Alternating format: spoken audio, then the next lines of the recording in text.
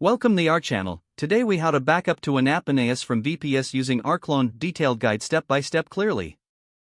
Begin by ensuring both your VPS and QNAP NAS are powered on and connected to the same network.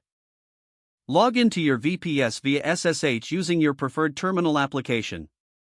Update your package list by running the command sudo apt update. Once updated, install rclone with the command sudo apt install rclone. After installation, confirm it was successful by typing rclone version. Next, configure rclone to recognize your QNAP NAS. Run the command rclone config. This will open the rclone configuration menu. Select N to create a new remote connection. When prompted for a name, enter a suitable name for your QNAP NAS.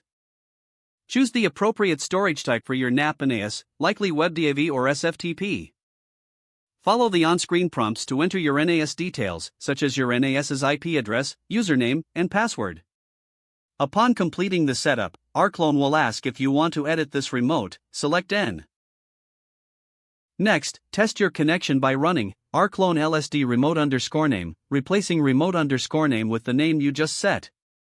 If the connection is successful, you will see directories listed from your QNAP NAS. Now, decide on the source directory you wish to backup from your VPS.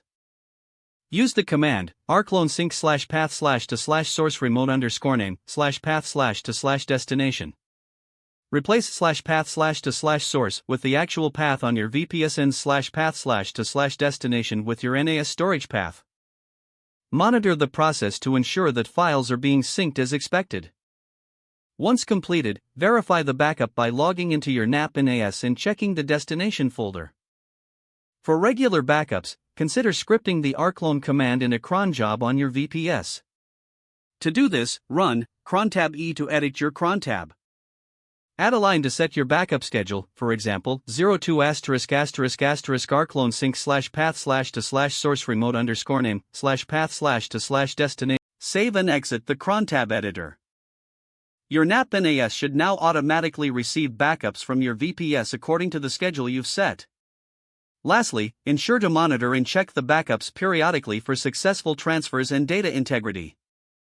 If the page does not load, refresh the browser or try again in a private or incognito window. Make sure you are using the correct email address, then retype it carefully to avoid small typos. Don't forget to like this video and subscribe to our channel for more step-by-step tech guides.